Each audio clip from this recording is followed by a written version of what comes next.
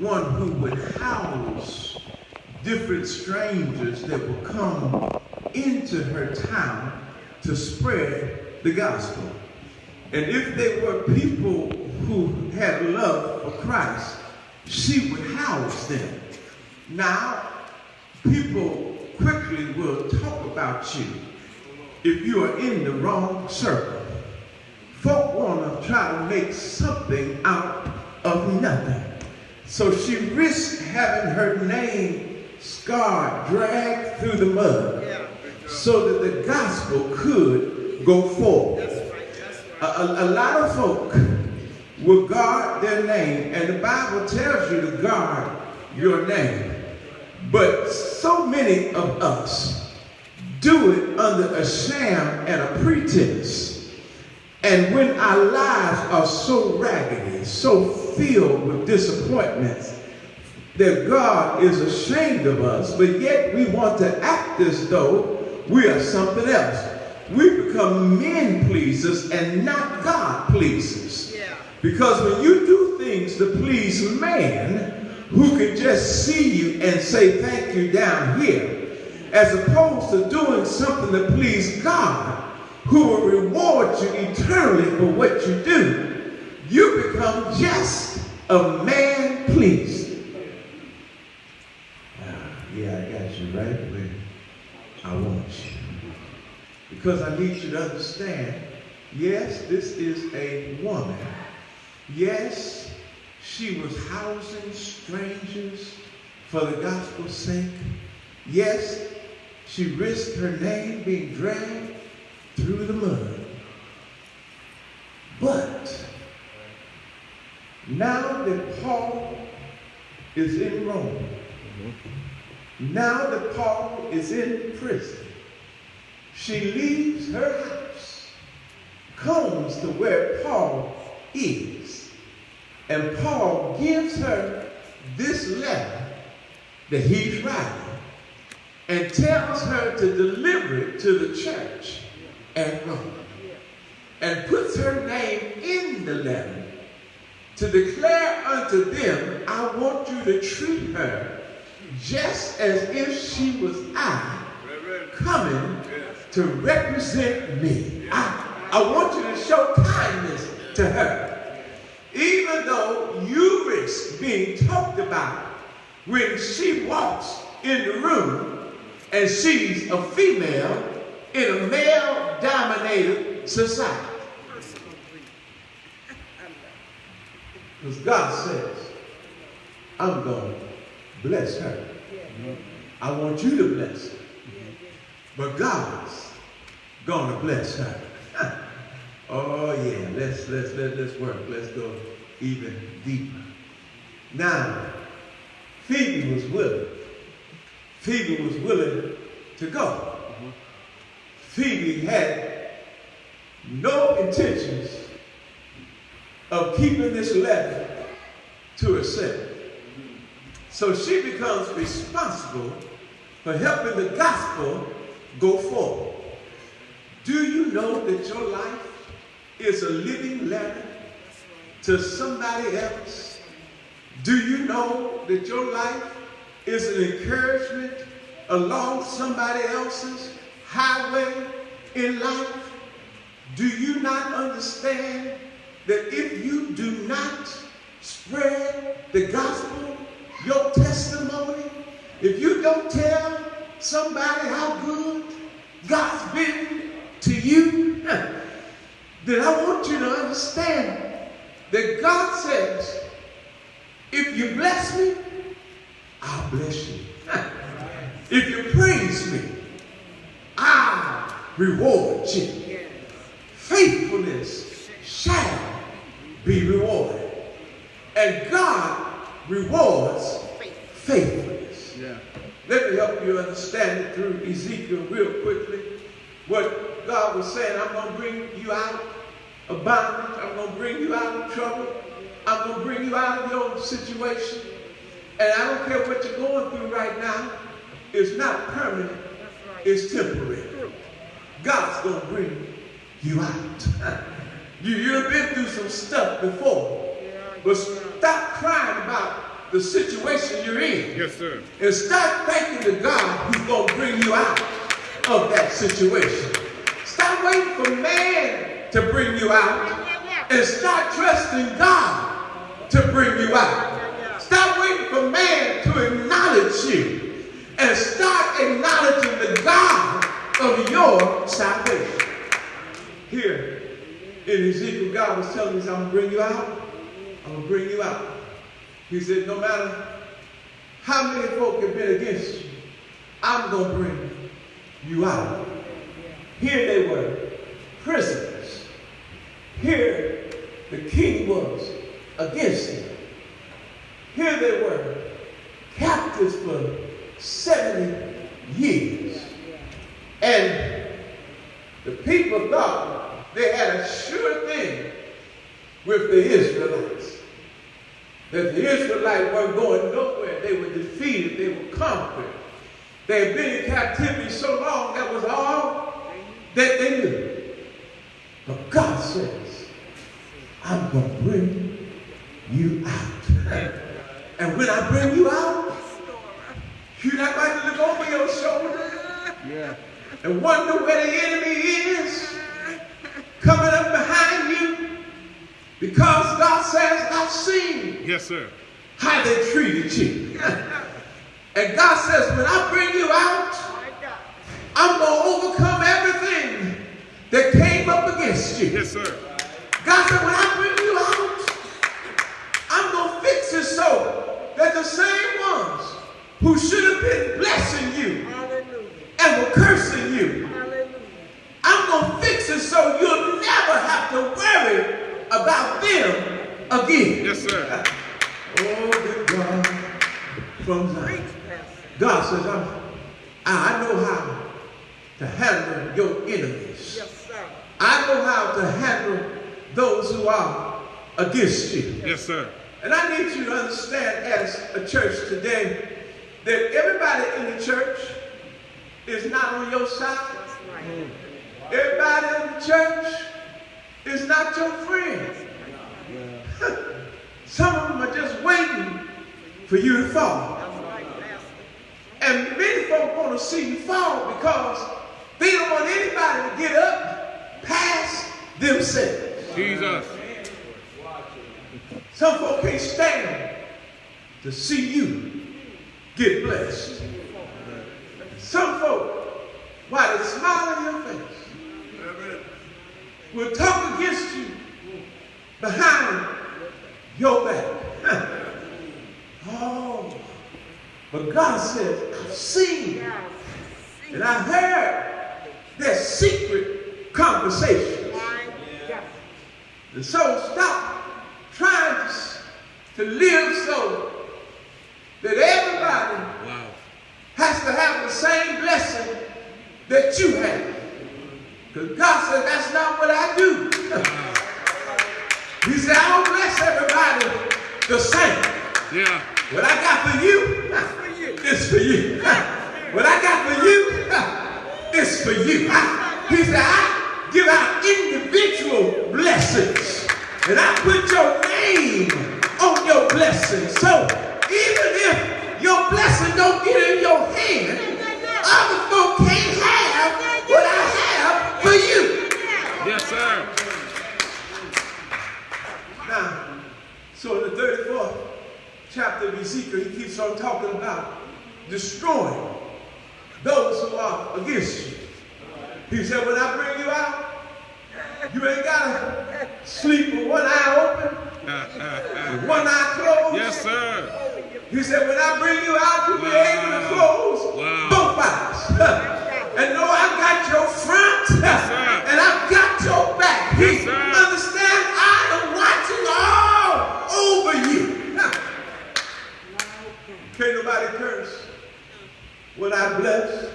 Jesus. Amen. Now, have you ever been to a church where the preacher just want to look good,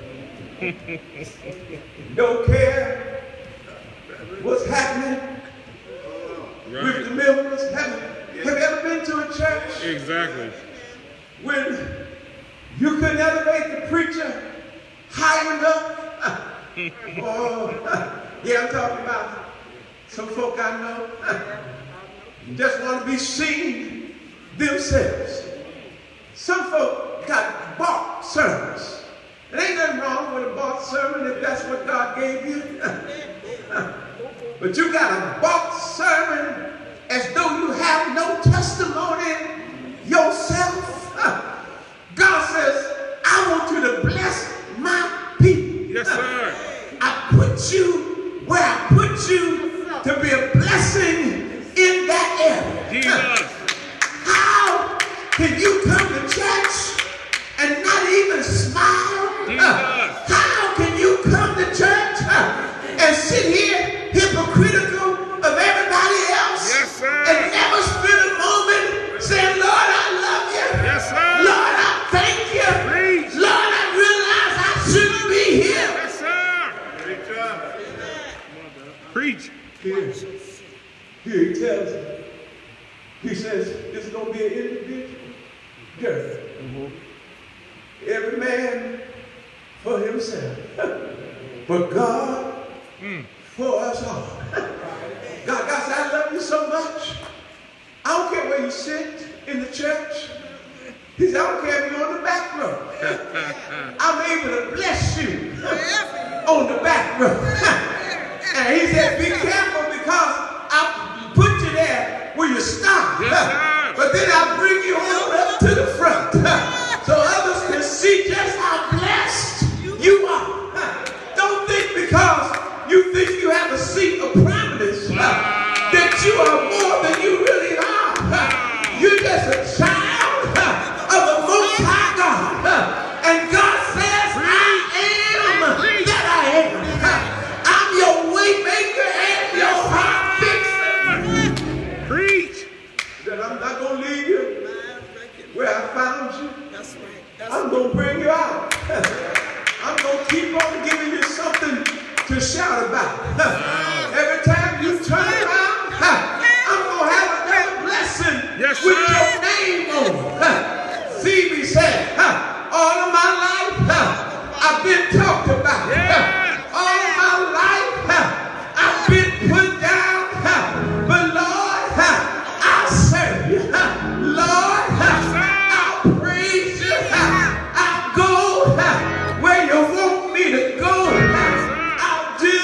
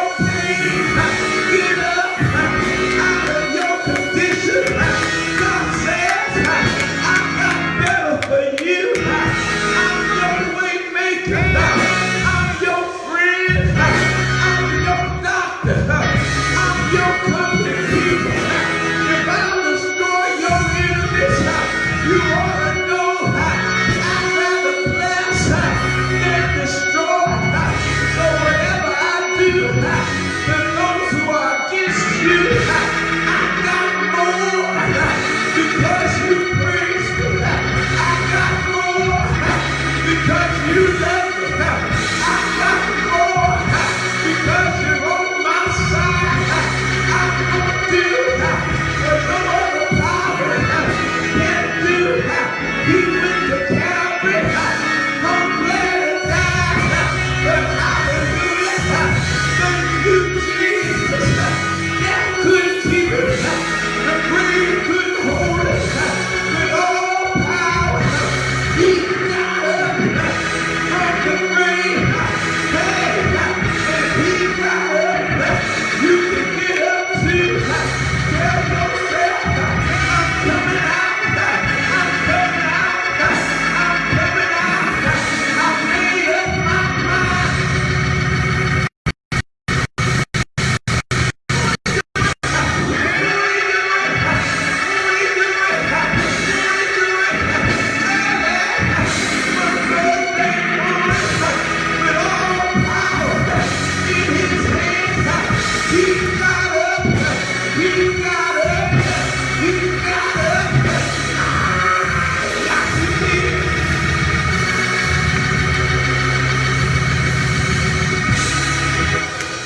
You don't have to cry no more. You don't have to stay like you are. God says, I'm bringing you out. You can handle it. You can make it. You can take it. The doors of the church open. Jesus is calling. Calling hard. Come home. He loves you today. Will you come?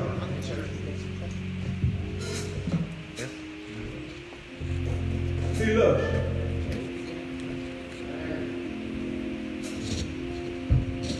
He's in love with you.